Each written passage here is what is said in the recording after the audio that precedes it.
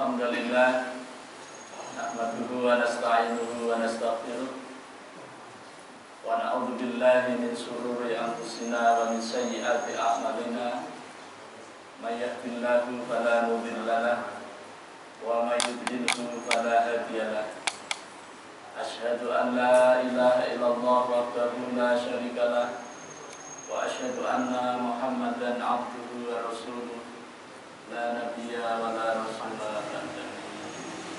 Allahumma shalli wa sallim wa barik ala hadzal nabiyil karim wa ala alihi wa sahbihi ajma'in, amma ba'd. Qala Allah ta'ala fil Qur'anil karim, a'udzu billahi minasy syaithanir rajim. Ya ayyuhalladzina amanu taqullaha haqqa tuqatih wa la tamutunna illa wa antum muslimun. Wa qala ya ayyuhalladzina amanu taqullaha wa qulu qawlan sadida yuslih lakum a'malakum wa yaghfir lakum dhunubakum wa may yuti'illaha wa rasulahu faqad faza fawzan 'azima. Qala Rasulullah sallallahu alaihi wasallam, khairukum man ta'allama al-Qur'ana wa 'allamahu.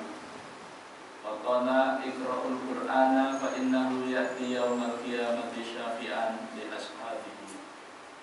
Wa qala man ahya sunnati faqad ahabbani wa man ahabbani kana ma'i fil jannah.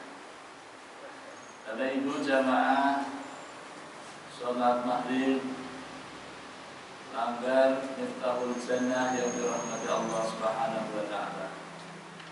Mari kita kembali bersyukur kepada Allah Subhanahu wa ta'ala. Biqauli alhamdulillah wa syukurillah atas limpahan rahmat dan nikmatnya kepada kita, terutama nikmat hidayah berupa iman dan Islam yang insya Allah masih melekat di dada kita semua, dan mesti kita pertahankan dan kita tingkatkan agar senantiasa iman dan takwa kita meningkat. Sebagaimana pesan khotib setiap hari Jumat, agar kita senantiasa meningkatkan iman dan takwa kita kepada Allah Subhanahu wa ta'ala. Nikmat kesehatan, nikmat panjang umur, nikmat waktu luang yang Allah berikan kepada kita, sehingga dengan nikmat itu kita dapat melaksanakan sebagian dari perintahnya, yakni melaksanakan sholat fardhu maghrib secara berjamaah di musola yang kita cintai ini.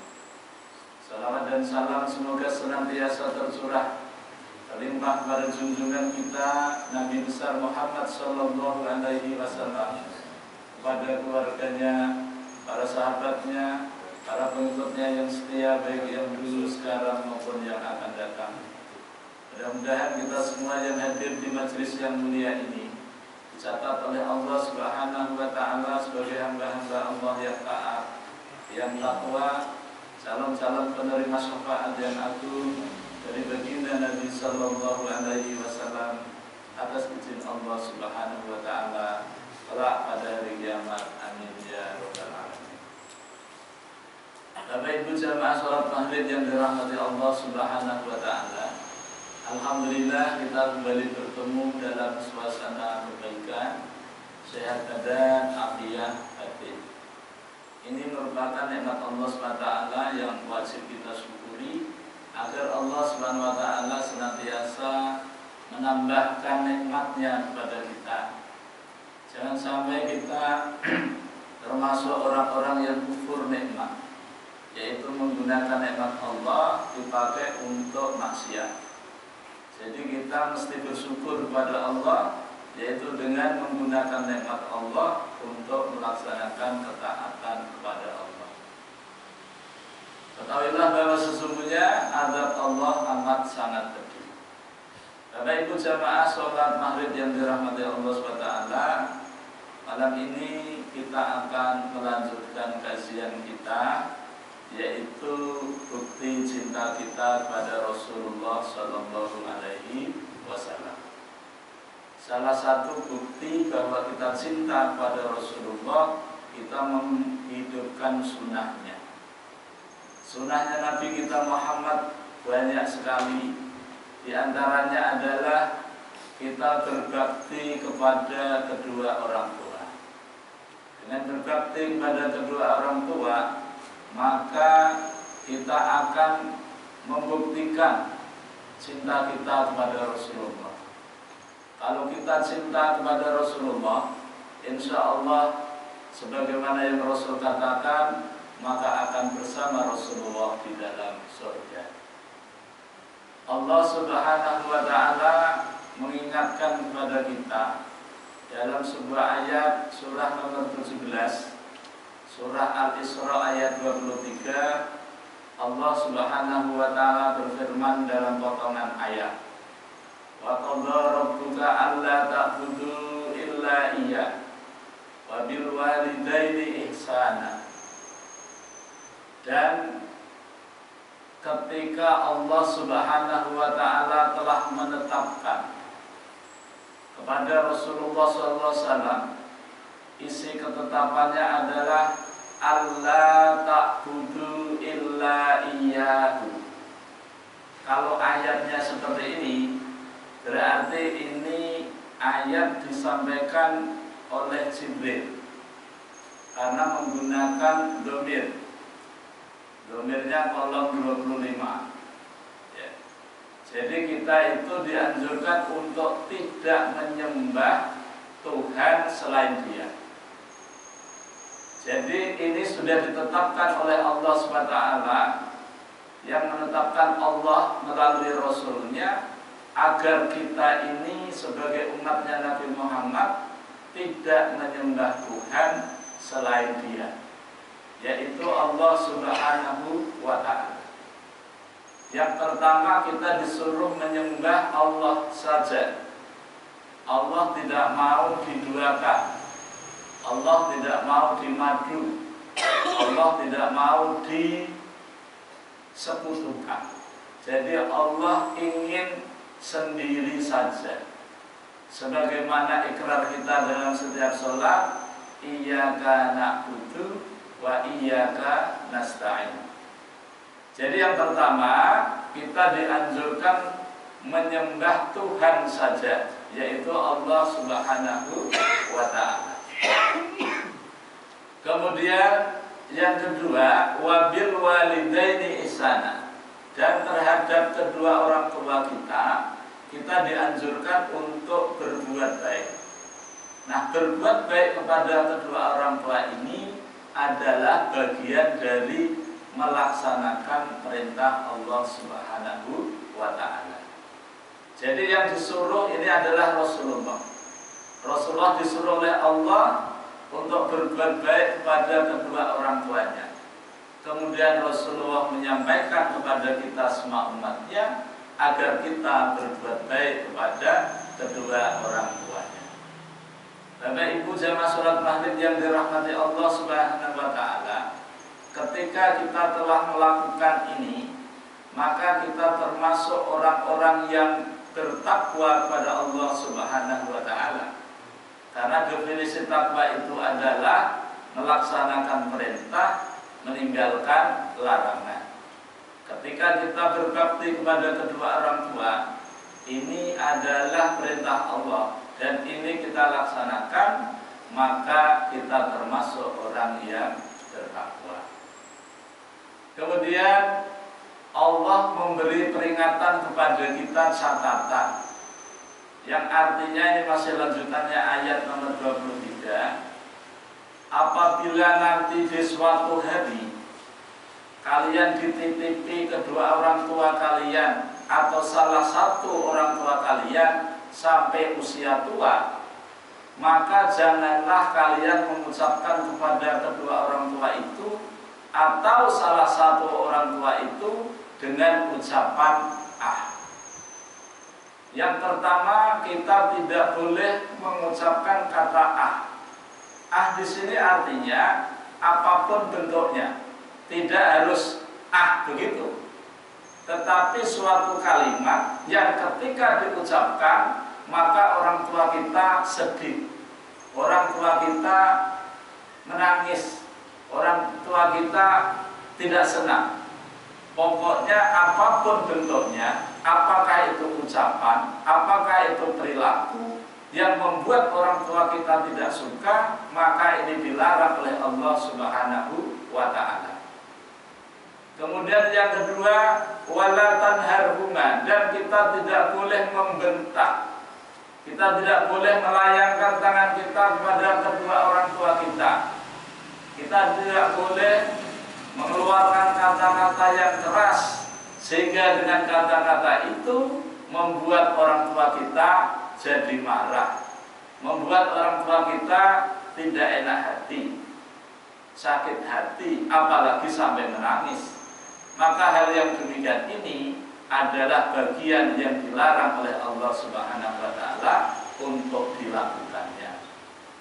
Kemudian yang ketiga, Allah menyuruh kepada kita wa kullahuma qaulan karima. Kita dianjurkan oleh Allah SWT untuk mengatakan perkataan yang karim.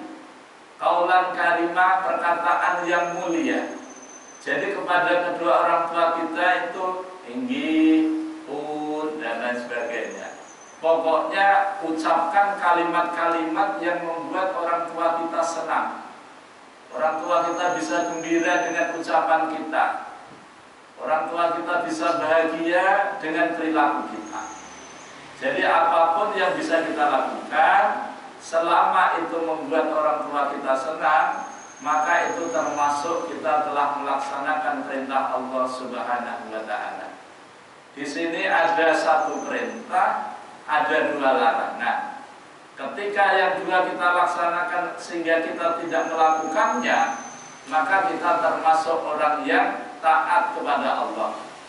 Dan ketika kita berlaku baik, berbuat baik kepada orang tua kita, maka kita juga termasuk orang yang taat kepada Allah. Yang dimaksud di situ adalah takwa.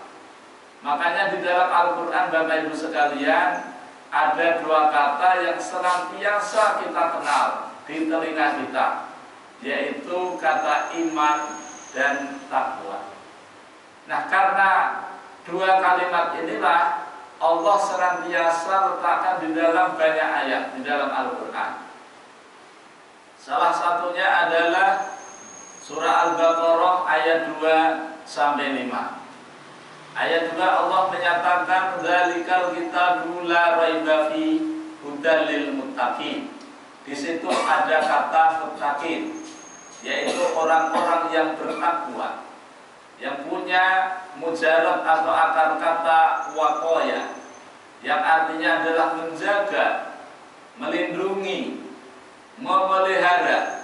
Jadi orang yang bertakwa itu adalah orang yang senantiasa menjaga dirinya dari melanggar aturan Allah Subhanahu wa ta'ala. Maka kemudian orang yang bertakwa itu Allah jelaskan kepada kita dengan ciri-cirinya. Ciri-ciri orang yang bertakwa itu ada 5. Yang pertama, beriman kepada yang gaib. Yang kedua, mendirikan sholat. Yang ketiga, menafkahkan hartanya yang diberikan oleh Allah sebagiannya. Yang keempat, percaya beriman kepada Al-Quran, percaya kepada kitab yang diturunkan Allah sebelum Nabi, yaitu Taurat, Injil, dan Zabur. Ini untuk sekedar kita percaya, bukan untuk kita taati. Kemudian yang kelima, wabil akhiratihum yuqinu, terhadap hari akhir kita yakin. Maka ciri orang yang bertakwa tadi ada 5. Maka kemudian Allah simpulkan, ulaika ala hudam min rabbihim wa ulaika humul muflihun. Mereka itu adalah orang-orang yang senantiasa berada di atas petunjuk Tuhan mereka, dan mereka itu termasuk orang-orang yang beriman, orang-orang yang mendapat kemenangan, orang-orang yang mendapat keberhasilan, keberuntungan dalam hidupnya, dan juga terlebih nanti di akhirat. Jadi orang yang bertakwa itu memiliki ciri-ciri tersebut. Maka kembali kepada kita, apakah ketakwaan kita selama ini sudah terpenuhi ciri yang tersebut ini. Apabila sudah ada, karena memang Allah yang menyatakan, alhamdulillah. Tetapi apabila ini belum maksimal, maka kita masih dikasih kesempatan oleh Allah untuk memperbaiki kinerja kita. Bapak Ibu jamaah salat maghrib yang dirahmati Allah Subhanahu wa taala, di dalam ayat yang ketiga tadi, ciri orang yang bertakwa tadi adalah yu'minuna billah, yu'minuna bil ghaib, beriman kepada yang gaib. Jadi iman ini adalah ciri yang pertama bagi orang yang bertakwa. Maka kalau kita bicara tentang iman, maka Allah Subhanahu wa taala menyatakan di dalam firman beliau seperti apa orang yang beriman itu. Maka Allah Subhanahu wa taala di dalam surah yang ke-8, surah Al-Anfal ayat yang kedua, Allah menyatakan, innamal mu'minuna alladzina idza dzukirallahu wajilat qulubuhum wa idza tuliyat alaihim ayatuhu zadatuhum imana wa ala rabbihim yatawakkalun. Innama kalau dalam bahasa Arab ini adalah pernyataan taukid yang artinya bahwasanya. Jadi kalau bahwasanya itu tidak ada yang lain. Artinya yang dimaksud dengan orang mukmin itu adalah memiliki ciri, diantaranya adalah apabila disebut nama Allah maka bergetar hatinya. Bergetar hatinya di sini takut, dan takutnya hanya kepada Dia. Misalnya Allah disebut ketika azan, berarti Allah ngasih tahu kepada kita bahwa waktu sholat telah tiba. Maka orang yang benar-benar beriman kepada Allah, ketika nama Allah itu disebut, maka bergetar hatinya. Segera dia mendatangi di mana panggilan itu berada. Tetapi bagi kita umat yang beriman, itu sudah apa? Sudah biasa, ya kan?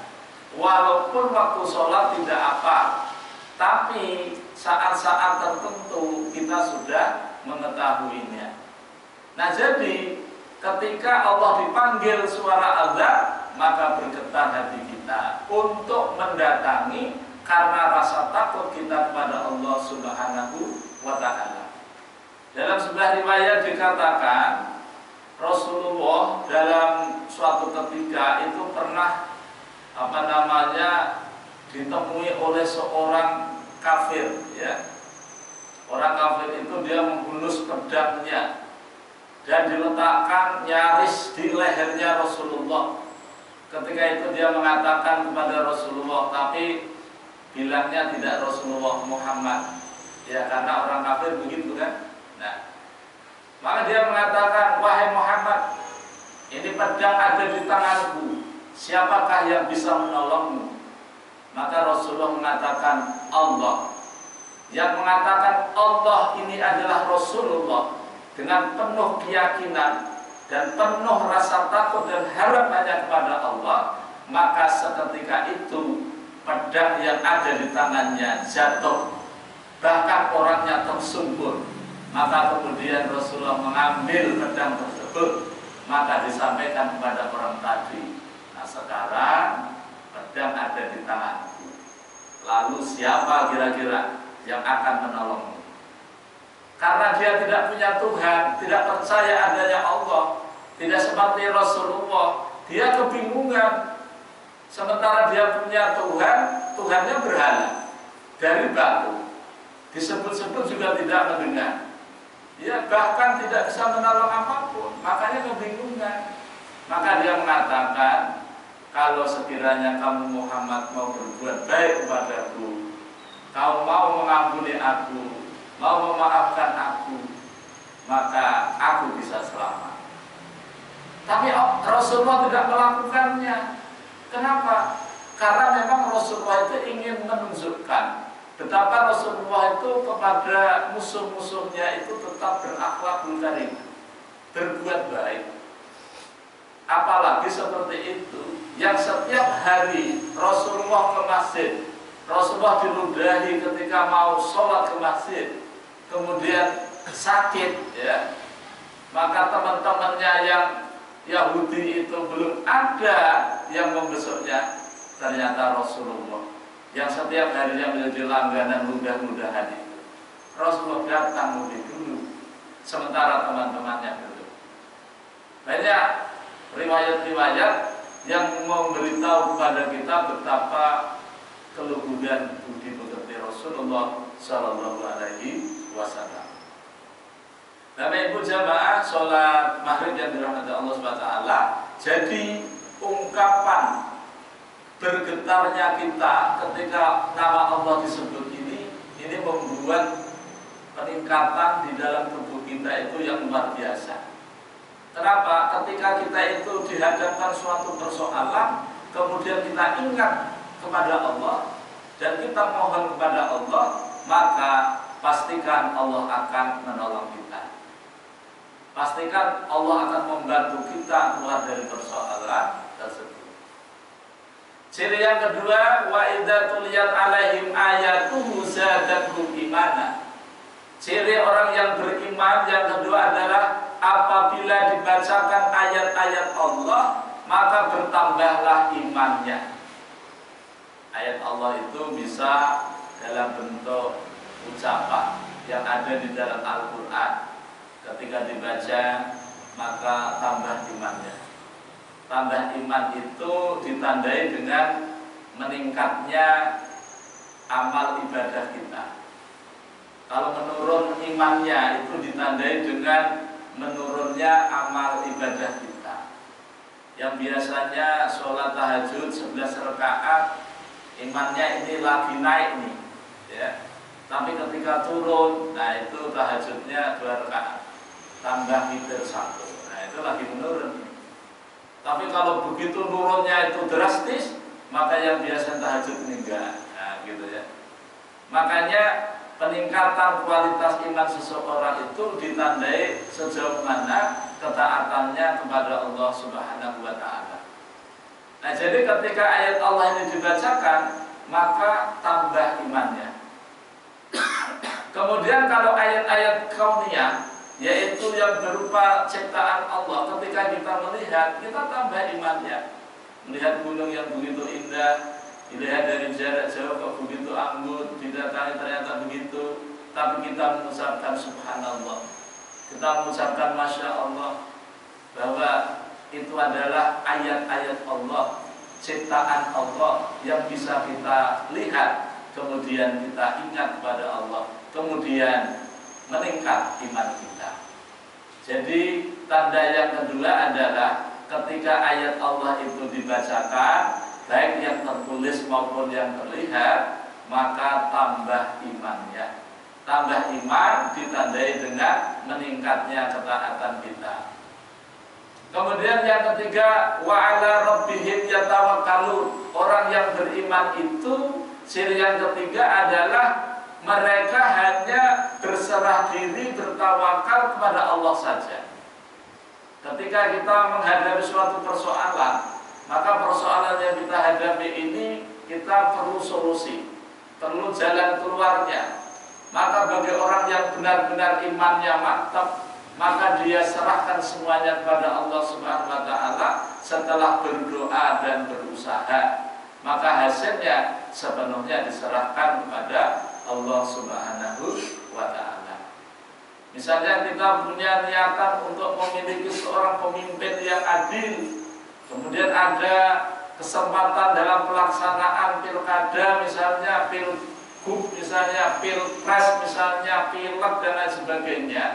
Maka sebagai umat Islam kita mesti punya cita-cita memiliki pemimpin yang adil, pemimpin yang cerdas, pemimpin yang bisa mengantarkan rakyatnya kepada kehidupan adil dan makmur.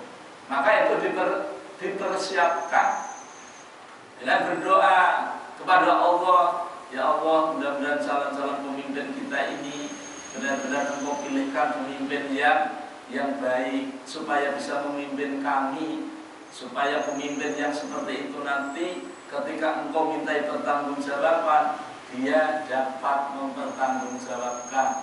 Karena setiap kita adalah pemimpin, dan setiap pemimpin akan dimintai pertanggungjawaban atas kepemimpinannya. Kita berdoa kepada Allah, kemudian kita usaha mempersiapkan prosesnya agar itu bisa terlaksana. Nah, dengan pelaksana itu nanti, maka kemudian kita serahkan kepada Allah hasilnya.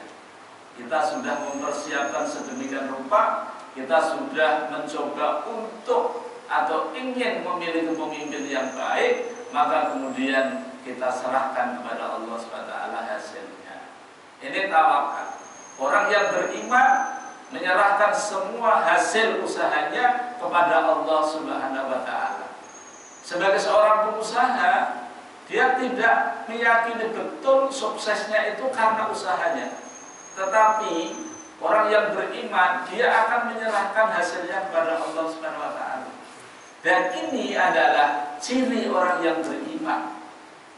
Yang ketiga, Bapak Ibu jamaah salat maghrib yang dirahmati Allah SWT, kemudian ciri yang selanjutnya, yang ketiga adalah yang keempat, ya. Alladzina yuqimunas sholata. Yang kelima, wa mimma razaqnahum yunfiqun. Ciri yang keempat adalah orang yang beriman itu alladzina yuqimunas sholata, yaitu orang yang senantiasa mendirikan sholat, menegakkan sholat, melaksanakan sholat. Allah pilihkan kata-katanya menggunakan fi'il mudhari yang artinya terus menerus, tidak ada putus-putusnya. Jadi orang yang beriman dan imannya benar, imannya mantap, maka dia senantiasa menegakkan sholat. Menegakkan sholat itu ya diperhatikan waktunya, diperhatikan nilai-nilai ajaran di dalam sholat itu, kemudian diterapkan dalam kehidupan sehari-hari. Nah, ini dia menegakkan sholat. Kemudian yang kelima adalah wa mimma razaqnahum yunfiqun. Yang kelima ciri orang yang beriman dan imannya mantap adalah mereka senantiasa menafkahkan hartanya sebagian yang Allah berikan kepada mereka, yang Allah rezekikan kepada mereka, mereka keluarkan, diinfakkan, dibelanjakan. Infak itu kalau akar katanya nafaqah. Nafaqah itu artinya habis, menafkahkan, menghabiskan. Jadi infak ini adalah menghabiskan rezeki yang Allah berikan kepada kita setelah kita kurangi kebutuhan kita. Misalnya kita punya hasil 1 juta sebulan, keperluannya 900, maka masih ada sisa 100.000. Maka yang 100.000 ini kita sedekahkan, kita infakkan kepada orang lain yang memerlukannya. Yang demikian itu adalah ciri orang yang beriman. Nah, jadi orang yang beriman memiliki ciri 5 macam. Maka Allah pun menyimpulkan, ya, menyimpulkan di dalam ayat berikutnya. Jadi tadi ada ayat 2, ayat 3, ini ayat 4 ini. Ulaika humul mu'minuna haqqo. Mereka itu adalah orang-orang yang benar imannya. Mereka itu adalah imannya bujur-bujur, haqqo, itu benar. Yang memiliki ciri 5 tadi. Ya. Nah, karena ulaika humul mu'minuna haqqo, maka Allah akan memberikan reward kepada orang yang beriman tadi. Apa itu? Allah menyatakan lahum darajatun inda rabbihim. Bagi mereka yang beriman, yang memiliki ciri 5 tadi, maka mereka akan diberikan derajat di sisi Allah Subhanahu wa Ta'ala. Allah memberikan penghargaan yang tinggi dibandingkan dengan orang-orang yang imannya biasa-biasa saja.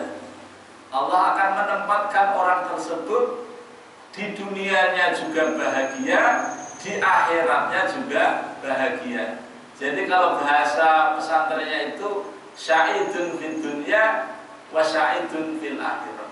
Jadi di dunianya bahagia, di akhiratnya bahagia. Kenapa? Karena memang dia itu menempatkan posisinya sebagai muslim, sebagai mukmin yang benar. Kemudian yang kedua, Allah memberikan kepada mereka tadi, yang pertama tadi apa? Derajat di sisi Tuhan. Kalau di sisi Tuhan diberikan derajat, jadi nanti ditempatkan Allah di dalam surga. Tentu surganya beda antara yang imannya biasa-biasa saja dengan imannya yang kuat tadi, maka Allah akan bedakan ya kelasnya itu.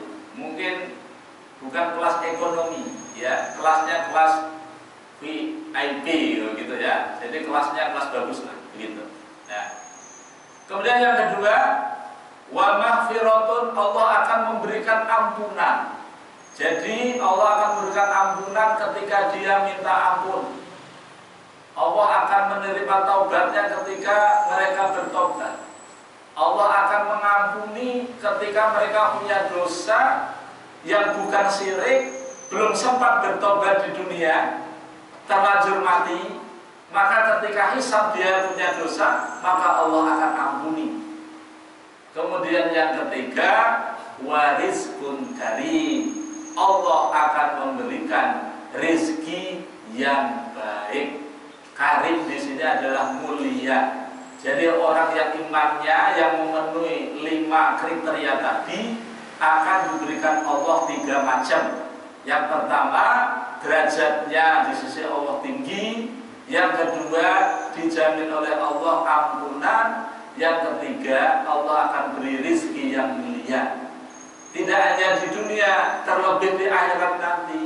Yang rizkun karim ini, Allah akan menjamin rizkinya. Dengan rizki itu bisa menghidupi keluarganya menjadi keluarga yang sakinah, mawaddah warahmah. Nah gitu. Makanya salah satu tujuan berumah tangga itu kan untuk mendapatkan ketenangan. Nah, hidup bisa tenang itu apabila ada jaminan ketahanan pangan. Ya, kalau Allah sudah menjamin rizki yang baik kepada orang yang beriman tadi, maka insya Allah kebahagiaan itu akan mudah kita raih. Bapak Ibu jamaah sholat maghrib yang dirahmati Allah Subhanahu wa Ta'ala, iman yang kuat cirinya 5. Yang akan didapat adalah 3, ya, derajat, ampunan, dan rezeki. Orang yang takwa cirinya 5, ya, cirinya 5 juga. Allah akan memberikan kemenangan. Makanya sebentar lagi nanti ada orang memanggil-manggil ngajak kita untuk meraih kemenangan, nah, gitu ya. Ayo sholat, itu ngajak sholat. Jalannya nanti hayya 'alal falah. Ini ngajak meraih kemenangan ini. Makanya jawabannya beda. Kalau waktu Allahu Akbar sama, asyhadu an la ilaha illallah sama, asyhadu anna Muhammadar Rasulullah sama jawabannya. Ketika hayya 'alas shalah, hayya 'alal falah beda. Kenapa? Karena ini pengakuan kita, la haula wala quwata illa billahil aliyyil azim. Jadi kita ini tidak punya daya upaya, tidak punya kekuatan untuk melakukan itu semua dalam rangka untuk meraih kebahagiaan, meraih kemenangan. Kita tidak punya daya upaya, tapi kita dikasih kesempatan oleh Allah untuk meminta. Makanya di dalam kitab, ya, ulun lupa namanya, Ibnu Taimiyah, beliau mengatakan begini: apabila orang muslim itu paham terhadap ucapan iya kana budu, maka orang itu akan terbebas dari sifat riya. Karena penyakit ibadah amal kita ini kan riya, gitu ya. Bagaimana supaya tidak riya? Maka pahamilah ikrar kita pada waktu sholat membaca Al-Fatihah tadi. Ketika kita itu paham terhadap iyyaka na'budu, maka orang itu akan terbebaskan dari sifat riya. Kenapa? Karena kita paham betul tujuan kita beribadah itu hanya kepada Engkau ya Allah, tidak kepada yang lain. Dan tugas kami sebagai bangsa manusia ini memang ibadah, dan ibadah itu hanya kepada Allah semata. Makanya tidak akan mungkin riya. Orang yang sering riya itu disebabkan karena tidak paham apa yang diikrarkan. Kemudian beliau melanjutkan, apabila orang musyrik itu paham kata-kata wa iyyaka nasta'in, dan hanya kepada Engkau ya Allah kami minta pertolongan, maka orang itu akan terbebas dari penyakit ujub, bangga. Kan ini merusak amal kita juga. Kita sudah bisa infak, bisa zakat, tapi nggak tahan kalau nggak ada orang yang mendengar. Gatel rasanya kalau nggak ada orang yang melihat. Maka berbagai macam cara dilakukan agar yang kita lakukan itu bisa kedengaran orang lain, sehingga orang yang mendengar, yang melihat kita beramal memuji kita. Setelah kita mendengar pujian itu sampai kepada kita, lalu bangga. Nah begitu kan. Makanya ketika Ibnu Taimiyah mengatakan itu, kalau kita paham terhadap wa iyyaka nasta'in tadi, maka tidak akan wujud, tidak akan bangga dalam amalan kita. Kenapa? Kita sadar betul karena kita itu memang tidak bisa berbuat apa-apa. Iya, nggak bisa, nggak punya kekuatan, sama sekali nggak punya kekuatan. La haula wala quwata illa billah. Ya, kecuali Allah memberikan kekuatan untuk melakukan perintah Allah. Makanya wa iyyaka nasta'in tadi adalah kita minta pertolongan Allah agar kita diberi kemampuan, kesanggupan oleh Allah untuk melaksanakan ibadah kepada Allah. Jadi kembalinya kepada na'budu tadi. Nah ini, Bapak Ibu jamaah sholat maghrib yang dirahmati Allah Subhanahu wa taala.